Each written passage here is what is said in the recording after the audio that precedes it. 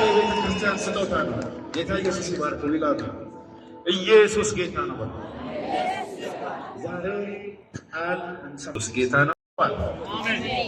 ይሄንን ቃል ስንሰማ የእግዚአብሔር ሕይወት የእግዚአብሔር መንፈስ ቆረቆራል። በዕድሜ ዘመኔ የተነገረብህ ትንቢት ሁሉ ወደ ፍጻሜ የሚወጣው አንድ ቃል ዛሬ ወደ አንተ ይመጣል። ያመነ ሰው ብቻ ለታቸው ጨመር። በጌታ በኢየሱስ ስም አነባለሁ። ነፋሱ ትንሽ ያስቸግረኛል። ከ6 ቀን በኋላ ኢየሱስ ጴጥሮስንና ያዕቆብን ወንድሙንም ዮሐንስ ይዞ ወደ ረጅም ተራራ ብቻቸውን ወጣቸው።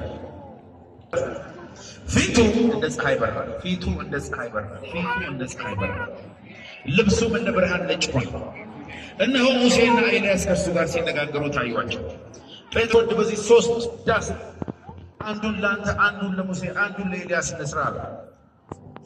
እርሱም ገና ሲናገር እነሆ ብሩህ ደመና ጋረዳቸው። እነሆም ከደመናው በእርሱ ደስ የሚለኝ የምወደው ልጄ ይህ ነው፣ እርሱን ስሙት።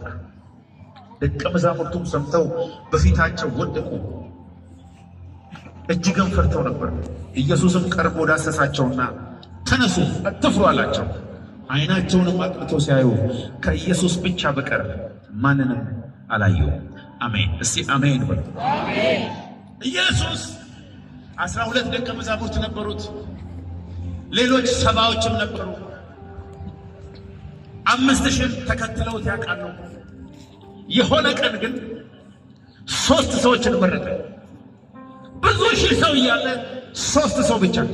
አንተ ጴጥሮስ፣ ያዕቆብ፣ ዮሐንስ 3ታችሁን እፈልጋለሁ ዛሬ። ምን ነው ሲሉት ወደ ተራራ ይዣችሁ እሄዳለሁ። ዛሬ ከዚህ ጉባኤ ውስጥ እግዚአብሔር በስሙ ጠርቶ ወደ ተለየ ተራራ የሚወስደው አንድ ሰው ነው። ስማችሁን ከፍ ባለ ድምፅ ጥሩ። የራሳችሁን ስም አሁን የተሰማውን ድምፅ እግዚአብሔር ይጠራዋል። አሜን። ወደ ተራራ ይዞ ይሄዳል። አሜን፣ አሜን፣ አሜን። ወዴት እንደሚሄዱ አልነገራቸው። ዝም ብላችሁ ተከተሉኝ አላቸው። ኢየሱስን ከዚህ በፊት የሞተ ሲያስነሳ ያውቁታል። እውር ሲያበራ ያውቁታል። ውሃ ላይ ሲራመድ ያውቁታል።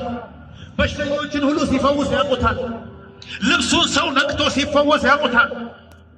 ሌላ ግን የማያውቁት ነገር አለ። ኢየሱስ ይሄ ብቻ መሰላቸው። ተአምር የሚያደርግ የሞተ የሚያስነሳ እውር የሚያበራ ብቻ ሲመስላቸው ሌላ አለ አላቸው። ዛሬ ኢየሱስን በተለየ ክብር ታየዋለህ። እስከ ዛሬ ባልገባህ መጠን ኢየሱስ ዛሬ ይነግራል። አሜን፣ አሜን፣ አሜን፣ አሜን የሚል አንድ ሰው አለ። ከዛ በኋላ ወደ ተራራ ይዟቸው ወጣና በፊታቸው ተቀመጠ። ፊቱም እንደ ፀሐይ አበራ። እስቲ ፊቱ እንደ ፀሐይ አበራ በሉ። ድምፃቸው አይሰማም። ፊቱም እንደ ፀሐይ በራ በሉ። አይሰማም ድምፃቸው። አይታችኋል። የኢየሱስ ሆሳዕና ከተማ በስሙ የሚጠራ ሰው አለ። በኢየሱስ ስም ውስጥ ሕግ ማለት ነው። ኤልያስ ማለት ነቢያት ማለት ነው። ብሉይ ኪዳኖች ማለት ነው።